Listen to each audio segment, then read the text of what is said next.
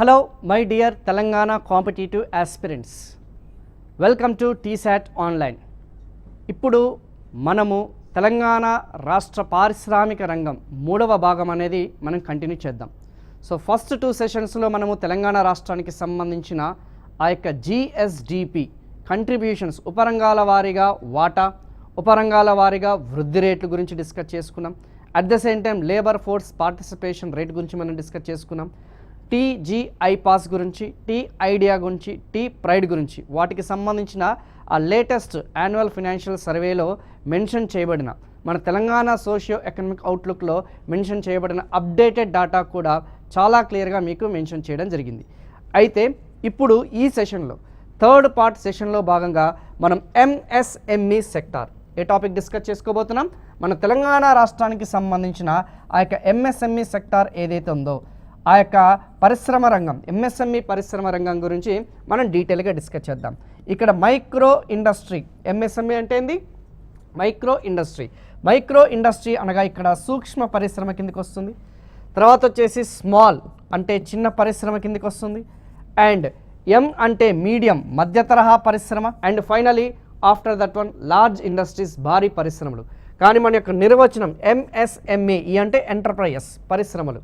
So ఈ యొక్క MSME చట్టం ఏదైతే ఉందో కేంద్ర ప్రభుత్వం ఎంఎస్ఎంఈ చట్టం 2006 ప్రకారం దీనికి నిర్వచనం అనేది చాలా క్లియర్గా మెన్షన్ చేయడం జరిగింది. అయితే కోవిడ్ తర్వాత వీటికి సంబంధించిన నిర్వచనాలు అనేవి కూడా పూర్తి స్థాయిలో మారిపోవడం జరిగింది, చేంజెస్ అనేది తీసుకురావడం జరిగింది. వీళ్ళకి సబ్సిడీస్, ఇన్సెంటివ్స్ అనేది అదనంగా అందాలి అంటే వీటికి సంబంధించిన పెట్టుబడి అనేది ఏదైతే ఉందో, పెట్టుబడి అంటే తెలుసు కదా, ఆ యొక్క ఇన్వెస్ట్మెంట్ లిమిట్స్ అనేది పెంచడం జరిగింది. ఆ టర్న్ ఓవర్ లిమిట్స్ అనేది కూడా మెన్షన్ చేయడం జరిగింది, పెంచడం అనేది జరిగింది. సో వాటి గురించి ఒక బ్రీఫ్గా ఒక 2 minutes ఇంట్రడక్షన్ చెప్పడం జరుగుతుంది. సో మీరు జస్ట్ ఏం చేస్తారంటే ఈ యొక్క సూక్ష్మ పరిశ్రమ అనగానే మనకి ఫస్ట్ మన మైండ్లో రావాల్సింది తెలంగాణ రాష్ట్రానికి సంబంధించిన ఆ యొక్క సూక్ష్మ పరిశ్రమకి సంబంధించిన ఆ నిర్వచనం 1 crore ఏదైతే మనం చెప్పుకున్నా ఆ యొక్క పెట్టుబడి ఏదైతే ఉందో, ఏ పరిశ్రమనైనా సరే మన తెలంగాణ రాష్ట్రంలో 1 కోటి రూపాయల కంటే తక్కువ పెట్టుబడి అనేది కలిగి ఉంటే దాన్ని మనం సూక్ష్మ పరిశ్రమ అని చెప్పేసి అంటాం. At the same time turn over కేవలం నిర్వచనం వచ్చేసి పెట్టుబడి ఆధారంగానంటే కాదు, వ్యాపారం ఆ యొక్క సంస్థ ఏదైతే ఉందో, ఆ పరిశ్రమ ఏదైతే ఉందో ఒకవేళ 5 కోట్ల లోపల వ్యాపారం చేస్తే వార్షిక టర్న్ ఓవర్ అంటాం. ఆ వార్షిక టర్న్ ఓవర్ వచ్చేసి 1 crore లోపల ఉంటే దాన్ని మనము సూక్ష్మ పరిశ్రమగా మనం నిర్వచించడం జరుగుతుంది.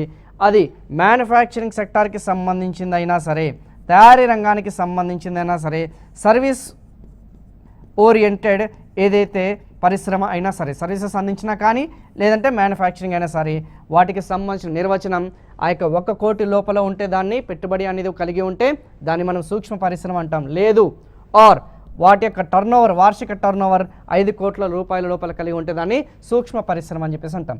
నెక్స్ట్ వన్ వచ్చేసి చిన్న పరిశ్రమ. చిన్న పరిశ్రమ వచ్చేసి దీనికి కంటిన్యూషన్గానే ఉంటుంది. 1 కోటి రూపాయల నుంచి 10 కోట్ల రూపాయల మధ్య ఆ యొక్క పెట్టుబడి స్థాయి అనేది కలిగి ఉంటే, ఆ పరిశ్రమలకు సంబంధించిన పెట్టుబడి స్థాయి అనేది ఆ రేంజ్ అనేది 1 కోటి రూపాయల నుంచి 10 కోట్ల లోపల మధ్య కలిగి ఉంటే దాన్ని మనం ఏమంటాం? చిన్న పరిశ్రమగా మనం వర్గీకరించడం జరుగుతుంది.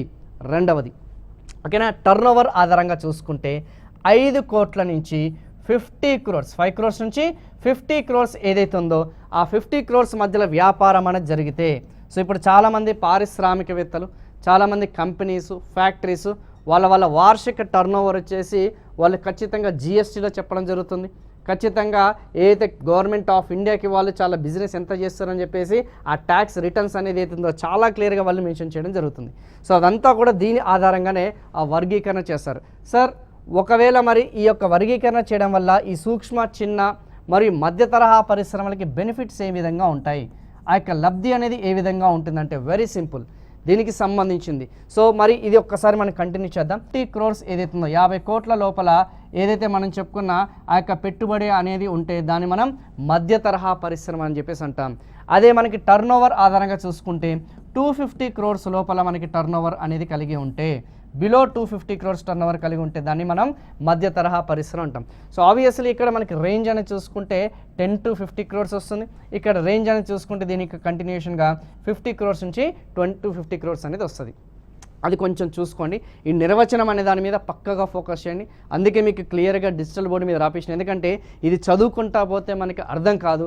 అందుకే చాలా క్లియర్గా 1 కోటి 5 కోట్లు, 1 కోటి కంటిన్యూస్గా 10 crores, 5 crores కంటిన్యూస్గా 50 crores. సో దీనికి కంటిన్యూషన్గా మీరు దీని మీద ఖచ్చితంగా ఫోకస్ చేయండి. 100% ఎగ్జామినేషన్ మనకి ఎక్కువగా అడిగే ఛాన్సెస్ ఉంది. సో ఎంఎస్ఎంఈ సెక్టార్కి సంబంధించిన బేసిక్ ఆ యొక్క డెఫినేషన్స్ అనే దాని మీద మనం కాన్సన్ట్రేట్ చేసినాం.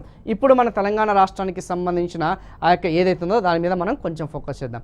సూక్ష్మ, చిన్న మరియు మధ్య తరహా పరిశ్రమలు తెలంగాణ ఆర్థిక వ్యవస్థలో కీలక పాత్ర పోషిస్తాయి. గణనీయమైన ఆర్థిక వృద్ధికి, ఉపాధి కల్పనకు మరియు ఆవిష్కరణలకు ప్రోత్సహిస్తాయి. మీరు ఒక్కసారి క్లోజ్గా అబ్జర్వ్ చేస్తే భారతదేశంలో అయినా సరే, మన తెలంగాణ రాష్ట్రంలో సరే అత్యధికంగా ఏ వర్గమైన, ఏ రకమైన పరిశ్రమలు కలిగి ఉన్నాయి అని మీరు అనుకుంటే అది ఎంఎస్ఎంఈ సెక్టారే. దాదాపు 90%, దాదాపు 90% పరిశ్రమలు వచ్చేసి మన తెలంగాణ రాష్ట్రంలో ఎంఎస్ఎంఈ సెక్టార్కి సంబంధించినవే. ఎందుకంటే ఎక్కువ స్థాయికి చూసుకుంటే మనకి ఎస్పెషలీ సెమీ అర్బన్ ఏరియాస్, పాక్షిక పట్టణ ప్రాంతాల్లో కానీ, రూరల్ ఏరియాస్ మండల స్థాయిలో కానీ అధిక స్థాయిలో ఈ సూక్ష్మ పరిశ్రమలు అనేది ఎక్కువగా స్థాపించడం జరుగుతుంది. ఎందుకు? జనరల్గా చూసుకుంటే ఎవరైనా సరే వ్యాపారం చేయాలి అనుకుంటే, ఎవరైనా నూతనంగా ఆ యొక్క బిజినెస్ కానీ, ఆ ట్రేడ్ కానీ, మ్యానుఫ్యాక్చరింగ్ సెక్టార్లో కానీ, సర్వీస్ ఓరియంటెడ్ ప్రోడక్ట్స్లో ఎవరైనా ఎంటర్ అవ్వాలనుకుంటే చిన్న స్థాయిలో, ఓకేనా, ఎవరైతే ఎడ్యుకేటెడ్ యూత్ ఎవరైతే ఉన్నారో, ఎడ్యుకేటెడ్ పర్సన్స్ ఎవరైతే ఉన్నారో, ఫస్ట్ ఎంట్రీ లెవెల్గా వాళ్ళకున్న ఒక ఆప్షన్ వచ్చేసి మైక్రో ఇండస్ట్రీస్. ఖచ్చితంగా సూక్ష్మ పరిశ్రమల మీదనే అధిక జనాభా, అధిక వర్గం వచ్చేసి ఎక్కువ ఆ కేటగిరీ వాళ్ళు అధికంగా ఉంటారు కాబట్టి ఎక్కువ స్థాయిలో మైక్రో ఇండస్ట్రీస్ అనేది మన తెలంగాణ రాష్ట్రంలో స్థాపించడం జరుగుతుంది. సెకండ్ కేటగిరీ వచ్చేసి స్మాల్ ఇండస్ట్రీస్, చిన్న పరిశ్రమలు, ఎందుకంటే పెట్టుబడి స్థాయి అనేది ఎక్కువ ఉంటుంది. థర్డ్ వన్ వచ్చేసి మీడియం ఇండస్ట్రీస్ అనేది కొంచెం ఆ యొక్క తక్కువ స్థాయిలో వాళ్ళు ఏర్పాటు చేయడం జరుగుతుంది. ఫైనలీ లార్జ్ ఇండస్ట్రీస్, భారీ పరిశ్రమలు ఏదైతున్నాయో చాలా మైక్రో లెవెల్లో ఆ యొక్క 5%, 6% మాత్రమే ఆ పరిశ్రమలు అనేది మన తెలంగాణ రాష్ట్రంలో స్థాపించడం జరుగుతుంది. బట్ మ్యాక్సిమం చూసుకుంటే పెట్టుబడి స్థాయి తక్కువ ఉన్న, టర్నోవర్ తక్కువ ఉన్న పరిశ్రమలే మన తెలంగాణ రాష్ట్రంలో అధిక స్థాయిలో ఏర్పాటు చేశారన్న సంగతి గుర్తుపెట్టుకోండి. సో వారు రాష్ట్ర జీడిపి మరియు ఎగుమతులకు గణనీయంగా దోహదపడతాయి, విస్తృతమైన ఉపాధి అవకాశాలు కల్పిస్తాయి. ఈ లార్జ్ ఏదైతే మనం చెప్పుకున్న ఎంఎస్ఎంఈ సెక్టార్ ఏదైతే ఉందో, ఆ ఎంఎస్ఎంఈ సెక్టార్కి సంబంధించిన ఆ యొక్క పరిశ్రమలన్నీ కూడా చూసుకుంటే భారీ స్థాయిలో ఏర్పాటు చేస్తారు. దీనివల్ల మనకున్న ఉపయోగం ఏంది? ఏదైతే మనం చెప్పుకున్న గ్రామీణ ప్రాంతాల నుంచి ఇప్పుడు ఉపాధి కోసం, ఉద్యోగ అవకాశాల కోసం చాలామంది యువత కానీ, చాలామంది మధ్య వయస్కులు కానీ వాళ్ళందరూ కూడా గ్రామీణ ప్రాంతాల నుంచి పట్టణ ప్రాంతాలకి వలస వెళ్ళడం జరుగుతుంది. ఆ వలసలను మనం నివారించాలి, ప్రివెంట్ చేయాలి. ఎందుకు? అర్బన్ ఏరియాస్లో, హైదరాబాద్ లాంటి మహానగరాల్లో పాపులేషన్ డెన్సిటీ అనేది హైగా ఉంటుంది. సో అందరికీ కూడా బేసిక్ ఎమ్యూనిటీస్, బేసిక్ ఫెసిలిటీస్ కూడా లేని పరిస్థితులు కొన్ని స్లమ్ ఏరియాస్, కొన్ని ఆ యొక్క మురికి వాడల ప్రాంతాలు అనేది కలిగి ఉన్నాయి. సో ఆ యొక్క ప్రెషర్ ఏదైతే ఉందో, ఓకే, దాన్ని తగ్గించడం కోసం, సో ఆ యొక్క సుస్థిరాభివృద్ధిలో భాగంగా చూసుకుంటే గ్రామీణాభివృద్ధిలో, గ్రామీణ ప్రాంతాల్లోనే మనం పరిశ్రమని స్థాపిస్తే ఆ మైగ్రేషన్ మనం ప్రివెంట్ చేయొచ్చు, ఆ యొక్క వలసలను అనేది మనము నివారించవచ్చు. అండ్ ఎవరైతే చదువుకున్న యువత ఎవరైతే ఉన్నారో వాళ్ళు 10 మందిలో కాకుండా వాళ్ళే సొంతంగా ఒక 10 మందికి ఉద్యోగ అవకాశాలు ఇవ్వాలనే ఉద్దేశంతో మన తెలంగాణ రాష్ట్ర ప్రభుత్వం ఇటీవల ఎంఎస్ఎంఈ పాలసీ అనేది కూడా అనౌన్స్ చేయడం జరిగింది. సో ఎవరైతే నా క్లాస్ వింటున్నారో ఖచ్చితంగా ఈ ఎంఎస్ఎంఈ పాలసీస్, తెలంగాణ రాష్ట్ర విధానాల్లో ఎంఎస్ఎంఈ పాలసీస్ మీద కొంచెం ఫోకస్ చేయండి. 100% మనం అక్కడి నుంచి 1 లేదా 2 బిట్లు మనకి వచ్చే అవకాశం అనేది ఉంది. సో దీనికి తగ్గట్టుగా ఎంఎస్ఎంఈ సెక్టార్కి ఇన్ఫ్రాస్ట్రక్చర్ ఫెసిలిటీస్ అందించడం కోసం, మౌలిక సదుపాయాలు కల్పించడం కోసం మన తెలంగాణ గవర్నమెంట్, తెలంగాణకి సంబంధించిన, తెలంగాణ స్టేట్కి సంబంధించిన ఇండస్ట్రియల్ ఇన్వెస్ట్మెంట్ కార్పొరేషన్, ఇది పారిశ్రామిక కేంద్రాలని, పారిశ్రామిక సెంటర్స్ ఏదైతున్నాయో ఇండస్ట్రియల్ సెంటర్స్కి కావాల్సిన ఆ యొక్క ఇన్ఫ్రాస్ట్రక్చర్ అంతా కూడా ప్రొవైడ్ చేయడం జరుగుతుంది. లైక్ ఇంటర్నల్ రోడ్స్, ఆ యొక్క డ్రైనేజ్ సిస్టమ్, సీపేజ్ సిస్టమ్, ఆ యొక్క ఫ్లడ్ వాటర్కి సంబంధించిన మేనేజ్మెంట్, పవర్కి సంబంధించింది, ట్రాన్స్పోర్టేషన్, లాజిస్టిక్స్, ప్లగ్ అండ్ ప్లేకి సంబంధించిన ఆ యొక్క బిల్డింగ్ కాంప్లెక్స్లు, వేర్ హౌజెస్లు, ఇవన్నీ కూడా టీజీఐఐఎస్ అనేది ప్రొవైడ్ చేయడం జరుగుతుంది.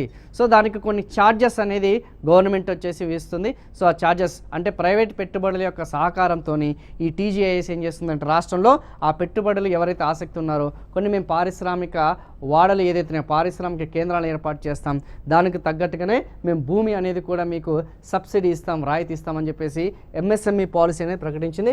దాని మీద మీరు కొంచెం ఫోకస్ చేయండి. ఓకేనా? Now coming to the facts. ఇప్పుడు మనం కొంచెం ఫ్యాక్ట్స్కి వచ్చేద్దాం. సో జనరల్గా ఇప్పటి వరకు చెప్పిందంతా కూడా బేసిక్ ఇన్ఫర్మేషన్ అనేది ఏదైతుందో ఆ యొక్క నిర్వచనం, ఆ యొక్క పరిచయం అనేది చేశాను ఎంఎస్ఎంఈ రంగానికి సంబంధించి. ఇప్పుడు చూద్దాం 2020, 2021 మరియు 2023 అంటే ఈ 3 ఇయర్స్ పీరియడ్ ఏదైతుందో ఈ 3 సంవత్సరాల కాలంలో తెలంగాణలో మొత్తం నమోదిత ఎంఎస్ఎంఈలు యూనిట్ల సంఖ్య ఈ 3 ఇయర్స్లో మొత్తంగా చూసుకుంటే ఎంఎస్ఎంఈ యూనిట్స్ అనేది ఎన్ని రిజిస్టర్ అయినాయి? 9,21,883. ప్లీజ్ ఖచ్చితంగా ఫ్యాక్చువల్ డాటా ఆధారంగా, వాస్తవిక ఏదైతే మనం చెప్పుకున్న సమాచారం ఆధారంగా ఒకవేళ డాటా రిలేటెడ్ క్వశ్చన్స్ అనేది అడిగితే ఖచ్చితంగా ఇలాంటి క్వశ్చన్స్ మీద ఓకేనా, ఇలాంటి క్వశ్చన్స్ వచ్చే అవకాశాలు అనేది ఉన్నాయి. పర్టికులర్లీ మ్యాథ్స్ ద ఫాలోయింగ్ లాంటి ఎగ్జామినేషన్స్ కానీ స్టేట్మెంట్స్ రూపంలో ఇలాంటి ఆప్షన్స్ అనేది ఇస్తుంటారు. అది కొంచెం చూసుకోండి. 9,21,000, 8,50,000, 7,70,000 ఇలాంటి ఆప్షన్స్ ఇస్తుంటాడు, కొంచెం చూసుకోండి. అయితే మన ఎంఎస్ఎంఈ సెక్టార్కి సంబంధించిన ఒక రిజిస్టర్ పోర్టల్ ఆల్రెడీ మీరందరూ కూడా ఇండియన్ బడ్జెట్ ఏదైతే ఉందో ఎకనామిక్ సర్వేలో ఖచ్చితంగా ఉద్యమ్ పోర్టల్ గురించి మీరు వినే ఉంటారు. ఆ ఉద్యమ్ పోర్టల్లో మన తెలంగాణ రాష్ట్రం నుంచి నమోదిత ఎంఎస్ఎంఈస్ అనేది చాలా క్లియర్గా తయారీ రంగానికి సంబంధించింది ఏదైతే ఉందో అవి కూడా చాలా క్లియర్గా 1,90,069 అని చెప్పేసి చాలా క్లియర్గా మెన్షన్ చేయడం జరిగింది. సో ఇది కొంచెం గుర్తుపెట్టుకోవడానికి ప్రయత్నించండి. తయారీ రంగానికి సంబంధించింది అయితే 1,90,000, అదే సేవా రంగానికి సంబంధించింది అయితే 7,31,000 ఏదైతే 214 యూనిట్లు. అంటే అధిక శాతంలో ఈ ఎంఎస్ఎంఈ సెక్టార్ ఏదైతే ఉందో అధిక శాతంలో ఈ సూక్ష్మ, చిన్న, మధ్య తరహా పరిశ్రమలు 2 రకాలని చెప్పాను మీకు, ఆల్రెడీ చెప్పా, గుర్తుందా లేదా? తయారీ రంగంలో ఈ పరిశ్రమలు ఏర్పాటు చేస్తారు, మ్యానుఫ్యాక్చరింగ్ సెక్టర్ అంటాం, ఓకేనా, ఉత్పత్తి రంగం అంటాం. ఇది కాకుండా సేవా రంగం, సర్వీస్ ఓరియంటెడ్ ఏదైతే ఉందో సేవా రంగం ఏదైతే సేవలు అందించే ఆ యొక్క ప్రోడక్ట్స్ అందించే సర్వీస్ ప్రోడక్ట్స్ అందించే ఆ యొక్క ఫ్యాక్టరీస్, కంపెనీస్ కూడా ఉన్నాయి. లైక్ టెలికమ్యూనికేషన్ తీసుకోండి, ట్రాన్స్పోర్టేషన్ తీసుకోండి, డిటిహెచ్ తీసుకోండి, ఏదైతే మనం చెప్పుకున్న టెలికామ్ ఆపరేటర్స్, ఓకేనా, హాస్పిటాలిటీ, ఏది టూరిజం, ఇవన్నీ కూడా సర్వీస్ ఓరియంటెడ్. మరి మ్యానుఫ్యాక్చరింగ్ అంటే డ్యూరబుల్ గుడ్స్, తయారీ రంగానికి సంబంధించినవి, మన్నిక వస్తువులు, మన్నిక లేని వస్తువులు, లైక్ మన వస్త్రాలు కానీ, యూటెన్సిల్స్ కానీ, గూడ్స్ కానీ, మన రెగ్యులర్గా షాప్లో దొరికే ఏ ఐటమ్స్ అన్నీ కూడా మనకి తయారీ రంగానికి కిందకి వస్తుంది. ఏసీలు, ఫ్రిడ్జ్లు, ఎక్సెట్రా. అత్యధికంగా ఏ రంగంలో ఆ యొక్క పరిశ్రమలు అనేది ఏర్పాటు చేశారు?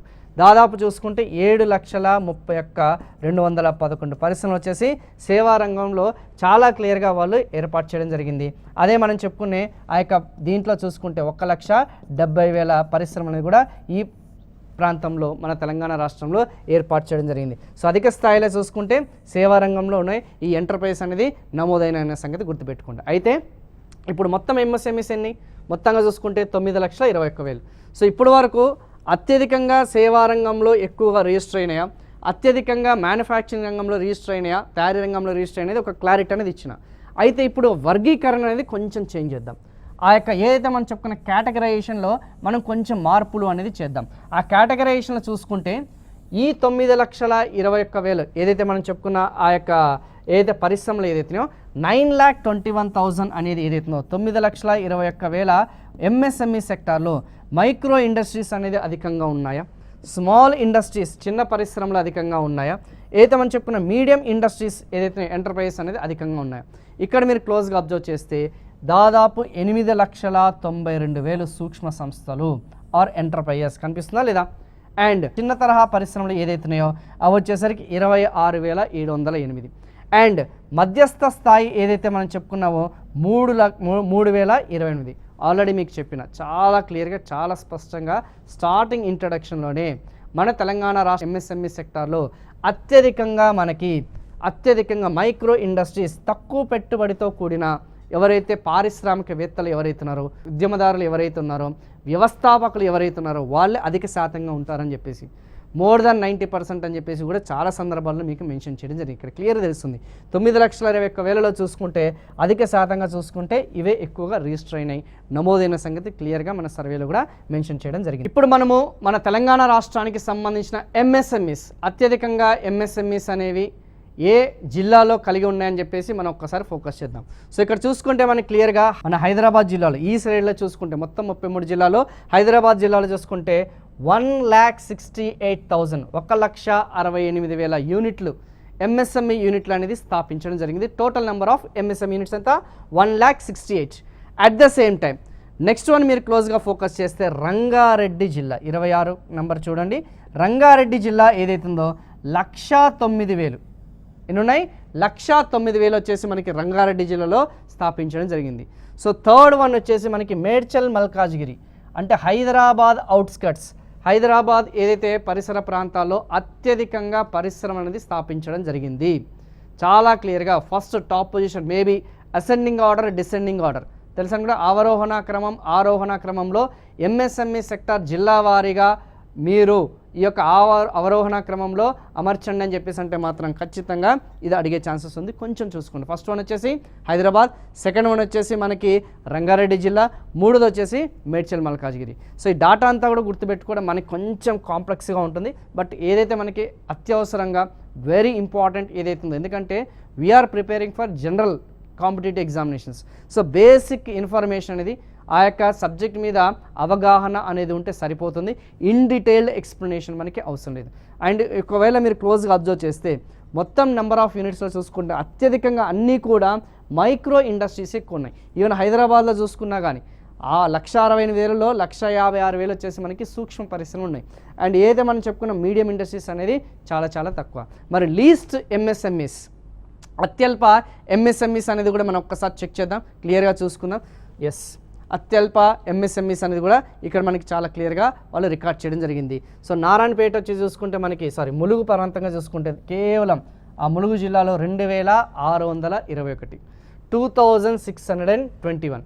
So Hyderabad has the highest number of MSMEs and Mulugu జిల్లా వచ్చేసరికి లీస్ట్ నెంబర్ ఆఫ్ ఎంఎస్ఎంఈస్ అనేది రికార్డ్ అయింది. ఎందుకంటే నూతనంగా ఏర్పడిన జిల్లాలు కాబట్టి ఉమ్మడి జిల్లాలో చూసుకుంటే అవన్నీ కూడా వేరే రకంగా ఉన్నాయి. బట్ ఎప్పుడైతే మనకి బైఫర్కేషన్ ఆఫ్ డిస్ట్రిక్ట్స్ అనేది జరిగిందో కొంచెం లెక్కలు అనేది ఎంఎస్ఎంఈ ఉద్యమ్ పోర్టల్లో వాటికి సంబంధించిన నమోదిత ఏదైతే కావాల్సిన ఎంఎస్ఎంఈస్ అనేది కూడా కొంచెం స్కాటర్ అనేది ఒకసారి చూసుకుంటాం. ఓకేనా?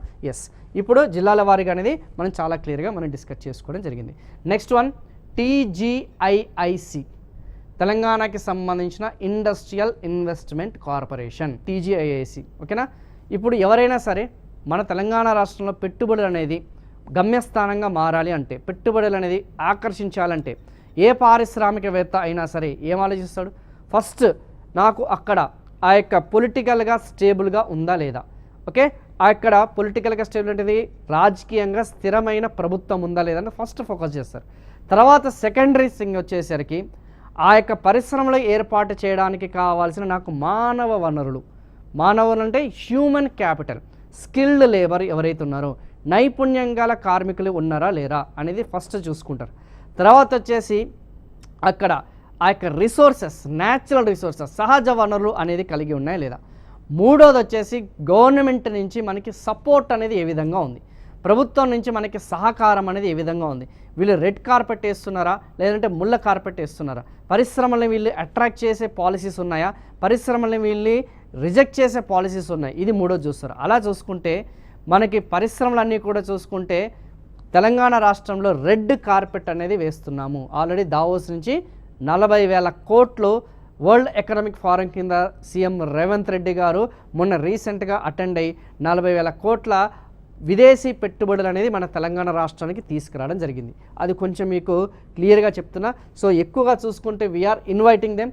మనం గమ్యస్థానంగా, మనం పారిశ్రామిక రంగానికి సంబంధించిన గమ్యస్థానంగా అంటే అటు తమిళనాడు, అటు గుజరాత్, మహారాష్ట్రకి సమాంతరంగా మన తెలంగాణ రాష్ట్రాన్ని తీర్చిదిద్దాలని చెప్పేసి లక్ష్యంగా పెట్టుకున్నారు. మరి ఎవరైనా సరే నెక్స్ట్ ఏం ఆలోచిస్తారు, మరి నేను అన్నీ కూడా నాకు ఇక్కడ హ్యూమన్ క్యాపిటల్ ఉన్నాయి, రిసోర్సెస్ అనేది నాకు చీప్గా లభ్యమవుతున్నాయి, గవర్నమెంట్ నుంచి నాకు సపోర్ట్ ఉంది, కానీ ప్రభుత్వం అనేది ఏ విధంగా నాకు సహాయ సహకారం అందిస్తుంది, నాకు ల్యాండ్ అనేది చీప్గా ఇస్తుందా లేదా, సబ్సిడీకి ఇస్తుందా లేదా, మార్కెట్ ధర అనేది చూసుకుంటే హై వాల్యూ మార్కెట్లో ఉంది, నాకు తక్కువకి ఇస్తుందా లేదా, వాటర్ సప్లై అనేది సబ్సిడీ ఇస్తుందా లేదా, పవర్ సప్లైస్ అనేది మనకి ఇస్తుందా లేదా, ఆ యొక్క స్టేట్ జిఎస్టీ నుంచి మనకి ఎగ్జంప్షన్స్ ఉన్నాయా లేదా, స్టాంప్ డ్యూటీ రిజిస్ట్రేషన్స్ నుంచి మినహాయింపులు ఉన్నాయా లేదా.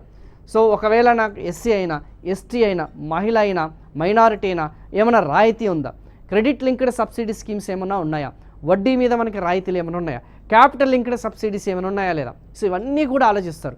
సో అవన్నీ కూడా మొత్తం పూర్తి స్థాయిలో దానికంటూ ఒక నోడల్ ఏజెన్సీ అనేది ఉంటుంది. మరి ఇప్పుడు ఇదంతా ఎందుకు చెప్తున్నారు సార్, అసలు దానికి టీజీఐఎస్కి సంబంధం ఏంటి అంటే పరిశ్రమలు రావడమే కాదు, వాటిని సస్టైనబిలిటీ నిరంతరంగా ఈ ప్రాంతంలోనూ కొనసాగించే విధంగా వాటికి కావాల్సిన మౌలిక సదుపాయాలన్నీ కూడా టీజీఐఐసి అందిస్తుంది. ఒక్కసారి ఎవరైనా హైదరాబాద్ విజిట్ అయితే ఒక్కసారి హైటెక్ సిటీ వెళ్ళండి, మాదాపూర్ వెళ్ళండి, మైండ్ స్పేస్ వెళ్ళండి.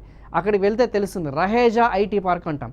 అంటే టీజీఐఐసి డెవలప్ చేసింది. అంటే ఒకప్పుడు ఉమ్మడి ఆంధ్రప్రదేశ్లో డెవలప్ చేసింది, ఇప్పుడు పేరు మార్చి టీజీఐఐసి అని చెప్పేసి మనం చెప్తున్నాం.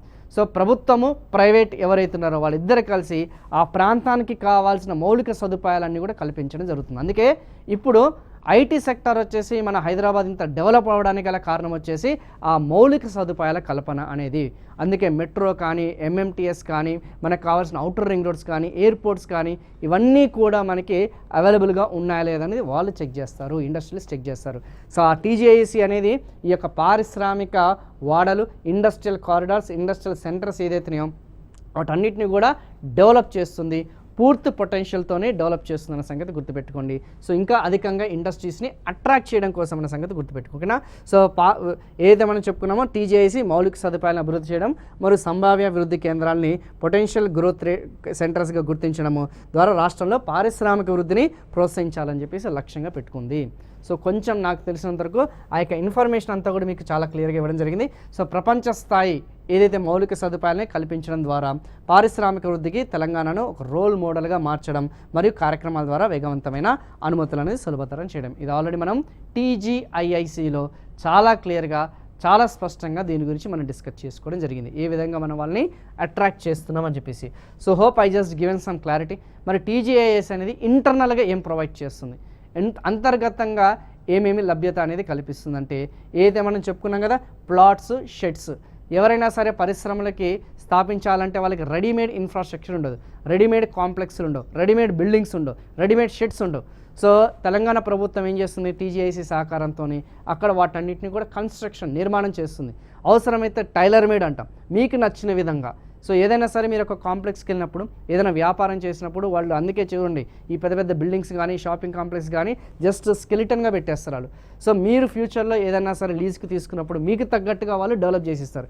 సేమ్ అదేవిధంగా పరిశ్రమలను కూడా ఎవరైనా సరే మన తెలంగాణ రాష్ట్రంలో ఇన్వెస్ట్ చేయాలనుకుంటే వాళ్ళకి తగ్గట్టుగా ఆ యొక్క టైలర్ మేడ్ ఏదైతే మనం చెప్పుకున్న షెడ్స్ కానీ, tailor made plug and play model. Plug and play model అంటే ఏంది, ఇప్పుడు సపోజ్ నేను ఏదైనా సొంతంగా ఒక వ్యాపారం చేయాలనుకుంటున్నాను, ఒక యాప్ పెట్టుకోవాలనుకుంటున్నాను అనుకుందాం. లెట్ అస్ అజ్యూమ్ నాకు రెడీమేడ్గా నాకు సెటప్ అనేది ఉండాలి. నేను సొంతంగా కెమెరా కొనుక్కోలేను, సొంతంగా స్టూడియో సెటప్ చేసుకోలేను, సొంతంగా డిజిటల్ బోర్డు పెట్టుకోలేను. కానీ ఒకవేళ తెలంగాణ ప్రభుత్వం నాకు ఇవన్నీ కూడా రెడీమేడ్గా అందిస్తే నా టాలెంట్ని గుర్తించుకొని నేను వచ్చేసరికి ఆ స్టూడియో తీసుకొని నేనే సొంతంగా డెవలప్ అవ్వచ్చు. సో నాలాంటి వాళ్ళు ఎవరైతే ఉన్నారో, పారిశ్రామికవేత్తలు ఎవరైతే ఉన్నారో వాళ్ళకి రెడీమేడ్గా ప్లగ్ అండ్ ప్లే అనేది అవసరం ఉంటుంది. సో స్క్రాచ్ నుంచి వాళ్ళు ఆ యొక్క పెట్టుబడి అనేది అంతగా ఆసక్తి చూపించారు, రెడీమేడ్గా ఉండాలి వాళ్ళకి. సో నా దగ్గర పెట్టుబడి అనేది రెడీగా ఉంది, ఒక 20 కోట్లు రెడీగా ఉంది, కానీ నాకు రెడీమేడ్ ఇన్ఫ్రాస్ట్రక్చర్ ఉండాలి. అంటే ప్రొడక్షన్ అనేది వేగవంతంగా స్టార్ట్ చేయాలి, ఉత్పత్తి అనేది ఇమీడియట్గా నేను స్టార్ట్ చేయాలి. సో అలా రెడీమేడ్కి సంబంధించిన ఆ యొక్క ప్లగ్ అండ్ ప్లే ఏదైతే మనం చెప్పుకునేవి కూడా తెలంగాణ టీజీఐఎస్ అనేది ప్రొవైడ్ చేస్తుంది. అలా రోడ్లు, డ్రైనేజు, నీరు, విద్యుత్ చెప్పినా కదా ఇందాకనే. సో క్లియర్గా ఆ పారిశ్రామికవేత్తలకు అనుకూలంగమైన వాతావరణం అనేది, ఆ హైజీనిక్ ఎకో సిస్టమ్ని వాళ్ళు క్రియేట్ చేస్తారు, ఒక ఫ్రెండ్లీ ఎన్వైర్న్మెంట్ అనేది వాళ్ళు క్రియేట్ చేస్తారన్న సంగతి గుర్తుపెట్టుకున్నాం, ఓకేనా. సో ఇది టీజీఐఎస్కి సంబంధించిన ద మోస్ట్ ఇంపార్టెంట్. మిగతా రవాణా సేవలు, మౌలిక సదుపాయాలు అవన్నీ కూడా మీకు చాలా క్లియర్గా మెన్షన్ చేయడం జరిగింది. పబ్లిక్ ప్రైవేట్ పార్ట్నర్షిప్ ద్వారా మనకి ఇవన్నీ కూడా ప్రొవైడ్ చేయడం జరిగింది. సో ఇక్కడతోనే మనకి ఏదైతే మన తెలంగాణ రాష్ట్రానికి సంబంధించిన ఆ యొక్క బేసిక్ ఏదైతే మనం చెప్పుకున్న ఎంఎస్ఎంఈ సెక్టార్కి సంబంధించిన ఇన్ఫర్మేషన్ అంతా కూడా మీకు ప్రొవైడ్ చేయడం జరిగింది.